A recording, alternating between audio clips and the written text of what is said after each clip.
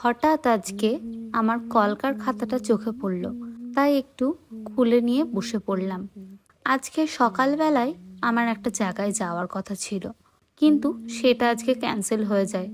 তাই সারাদিন কি করব সেটাই বুঝতে না পেরে কলকার খাতাটা সামনে থাকাতেই আমি সেটা হাতে নিয়ে দেখতে থাকলাম যে কি কি কলকা আমি করেছিলাম। কলকার খাতাটা দেখতে দেখতে হঠাৎ ইচ্ছে হলো, আজকে যখন সারাদিনটা ফাঁকাই আছে কিছু না কিছু করা তো যায়ই, তাই না?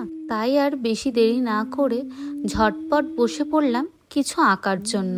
আঁকার কথা শুনে হঠাৎ মনে পড়ল, সেই ছোট্টবেলা থেকে আমার বরাবরই একটা জিনিসের প্রতি খুবই ন্যাক, সেটা হচ্ছে আঁকা। শুধু আঁকাই নয়, আরও যেসব জিনিসগুলো মানে আর্টের মধ্যে পড়ে, আর্টস অ্যান্ড ক্রাফট, সব জিনিসই আমার আঁকা গোড়াই ভালো লাগে।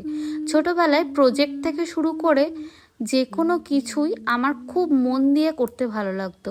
ইভেন নিজের প্রজেক্ট শেষ করেও অন্যজনের প্রজেক্টটা আঁকারও ন্যাক ছিল আমার।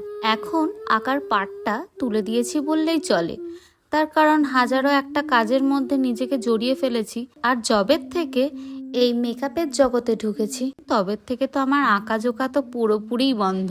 তবে হ্যাঁ, আঁকা জোকার যেরকম আমার পছন্দ, মেকআপটাও কিন্তু আমার প্রচণ্ডই পছন্দ। তার কারণ মেকআপটাও একটা ক্যানভাসের মতনই, প্রত্যেকটা আলাদা আলাদা ক্যানভাসে নতুন নতুন কিছু আঁকা, প্রতিদিন নতুন নতুন কিছু এক্সপেরিমেন্ট করা আর প্রচুর পরিমাণে এক্সপিরিয়েন্স গ্যাদার করা, এটাও আমার প্রচণ্ডই ভালো লাগে।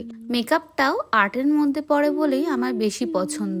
এখনো পর্যন্ত আমার যে ড্রয়িং টিচার ছিলেন, তিনি যেখানেই দেখা হোক না কেন সেখানেই আমাকে বলে, অনন্যা আঁকাটা তুমি একদমই ছেড়ে দিলে, যে আঁকা দুটো এখনো কমপ্লিট করনি সেটা কি এখনো কমপ্লিট করতে পেরেছো?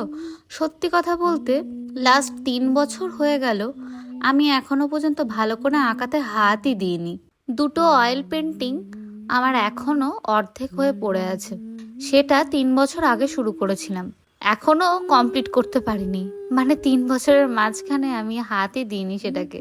তবে আশা রাখছি খুব তাড়াতাড়ি ওই দুটো আঁকা আমি কমপ্লিট করে ফেলবো, আর যত তাড়াতাড়ি পারবো শেয়ার করব তোমাদের সবার সাথে। ছোটবেলার থেকেই আমার বন্ধু বান্ধব রিলেটিভস সবাই আমাকে বলতো, তুই আঁকা নিয়েই এগো। দেখো আজকে সবার কথাই ঠিক হয়েছে, আঁকা ঠিক নয়, তবে আর্টটাকেই আমি চুজ করেছি।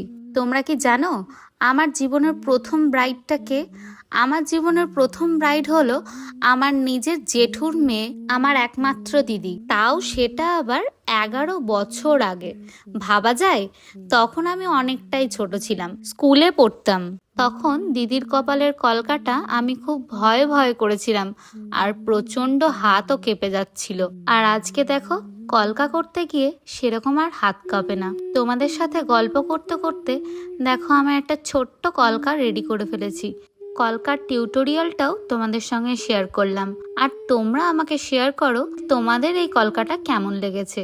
আর যদি খুব ভালো লেগে থাকে তাহলে লাইক করো আর সবার সাথে শেয়ার করে দিও।